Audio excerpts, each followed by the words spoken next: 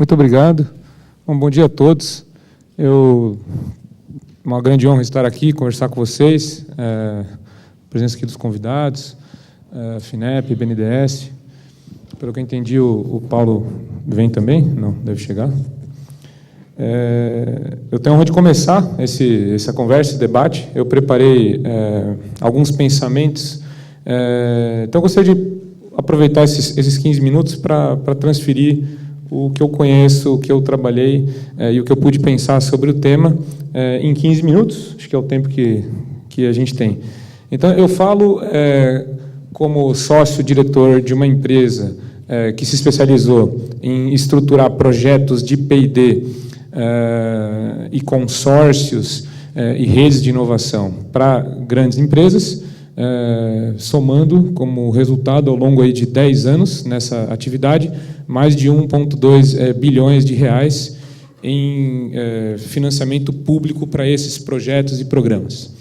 Falo também como gestor, nos últimos 5 anos, eu geri carteiras de P&D como gerente de desenvolvimento, onde eu consegui também levantar na ordem de 50 milhões de reais de projetos financiados pelo governo, recursos públicos.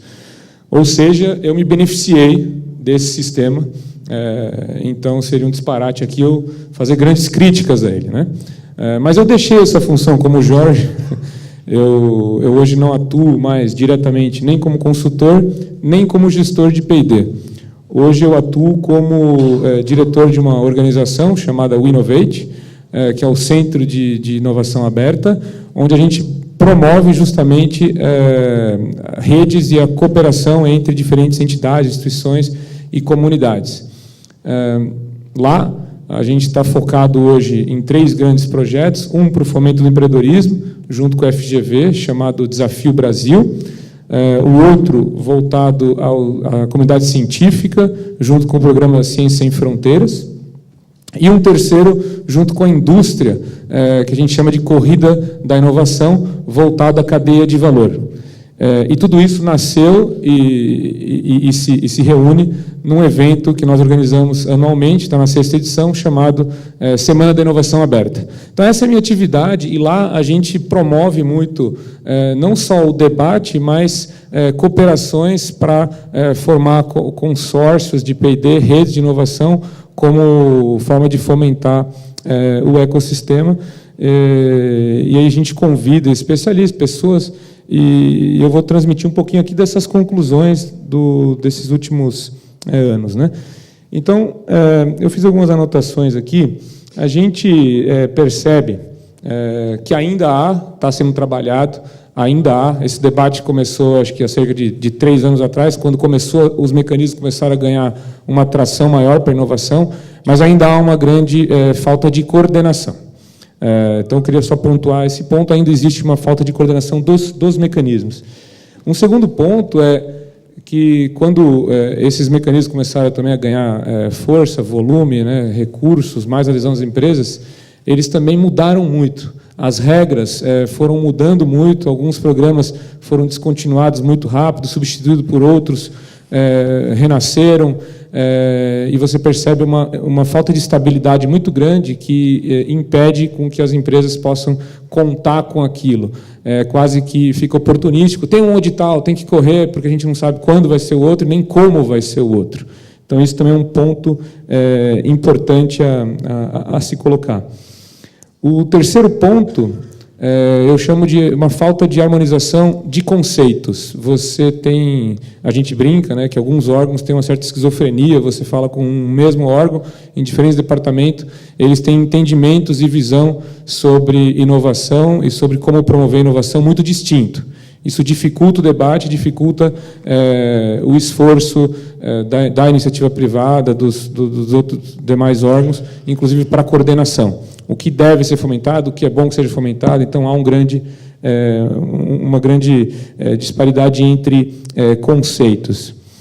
Depois, eu gosto também de tratar desse tema e desafiar o governo que o modelo de edital não é o único modelo possível para o governo financiar. É claro que existem outras iniciativas, tem várias outras formas, mas há uma predominância muito grande dos editais. É lógico que tem uma razão histórica, não é fácil de mudar, eu entendo todas essas questões, tem muito valor o edital, mas há um foco muito grande no modelo de edital. Então, eu desafio o governo, e eu viajei, rodei o mundo e vendo outras formas que o governo pode estimular, e a gente percebeu que existem alternativas. Eu vou falar um pouquinho mais delas adiante. Mas eu acho que existe uma obsolescência do foco que se dá em edital, como modelo de fomento e seleção de projetos. Depois eu percebo também uma presença muito marcante da academia na coordenação desses programas, desses mecanismos, dessas agências. São, em geral, pessoas que vieram ou tiveram, majoritariamente, uma experiência no setor acadêmico, científico. Então, apesar de algumas aproximações com a CNI, ANPEI, nós mesmos no Centro de Inovação Aberto, o Innovate, há uma aproximação, mas a decisão ainda está muito na mão da comunidade científica, acadêmica, como representante desses órgãos de fomento à inovação no Brasil. Depois, e acho que como fruto disso, o paradigma ainda de ciência e tecnologia é muito preponderante, ele é muito forte. Isso faz com que, quer dizer, num próximo estágio, fale-se muito em P&D, mas fala-se muito em P&D interno, estimulando as empresas a investirem em P&D, e bate-se bastante nessa tecla. Eu, como gestor de P&D, comemorei muito isso durante esses anos todos, mas hoje eu vejo a limitação dessa abordagem, desse foco, que também é traduzido no termo inovação tecnológica, onde a gente sabe que a inovação vai muito além disso. Então, eu coloco como oposição a esse foco novas visões, não tão novas assim, mas pouco aplicadas nos mecanismos públicos de fomentar a inovação nos modelos de negócio, inovação em serviços e o estímulo da prática de inovação aberta. Tá? A balança ainda está muito tendente à base científica e tecnológica no fomento à inovação. Então, não desconsidero a importância, e nem que seja até majoritário, mas hoje ela é quase que na sua totalidade dos programas. Tá? Eu coloquei aqui, até para exemplificar, como um exemplo, vamos falar da historinha da Lei do Bem. A Lei do Bem, ela nasceu aí em 2005, começou a implementar em 2006. Ela passou por algumas modificações, alterações, muito debate, só que ela estagnou, de certa forma, nos números. O governo tinha algumas metas de aumentar o uso, e no relatório ele menciona que é a crise mundial, é a falta de investimentos, um dos fatores da lei não ser mais utilizada. E acaba se esquecendo um pouco das dificuldades todas na utilização do mecanismo. Então, apesar dos debates, você vê que não há todos esses pontos que eu falei, a coordenação, a questão dos conceitos, o foco científico, há um debate muito grande, onde você consegue ver todo esse problema que eu citei aqui no debate, na discussão desse mecanismo de incentivos fiscais à inovação tecnológica, que já é entendido hoje pelo Ministério da Ciência e Tecnologia, isso publicamente, eles falam em evento, não é inovação tecnológica, mas é P&D. E eu sempre argumento e contra-argumento, dizendo, então, por que chama inovação tecnológica, se ele vai fomentar o P&D? E a gente sabe que o termo inovação é mais amplo do que isso. Então, eu resumo dizendo, a gente tem realmente muitos recursos, a gente fica deslumbrado com grandes volumes de dinheiro, mas faltam, como se diz em inovação, na gestão da inovação, faltam ativos complementares, para que isso realmente produza o impacto proporcional ao investimento. Não posso dizer que falta criatividade no governo, porque os programas têm mudado muito e têm visto coisa nova, mas até mais rápido do que as empresas conseguem acompanhar e absorver internamente seus processos, mas eu acho que falta inovação, sim, nos mecanismos. Eles ainda, apesar de mudarem muito, são mudanças incrementais, e falta, vamos dizer assim, disrupção, ou falta uma inovação mais radical nos mecanismos de fomento à inovação. Agora a gente tem uma grande promessa, A gente teve a Lei da Inovação, a Lei do Bem, por exemplo, Ciência Sem Fronteira, com programas que tinham grandes promessas. A gente está agora avaliando os resultados. Teve um grande avanço, mas eu não sei se conforme o esperado. E a promessa nova agora é o Inova Empresa, né? Onde foi anunciado uma série de programas, uma série de novos recursos e formas distintas aí de processar a demanda pelo investimento em inovação. Mas a gente vê alguns vícios ainda, que eu gosto de destacar, como o setorialismo, né?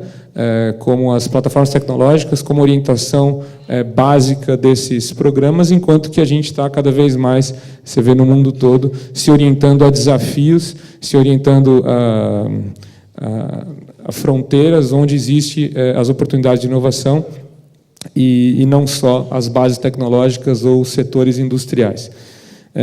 Então, eu coloco como mensagem final que nós aguardamos mais inovação dos programas e mais estabilidade. E eis o paradoxo da inovação para o próprio governo, né?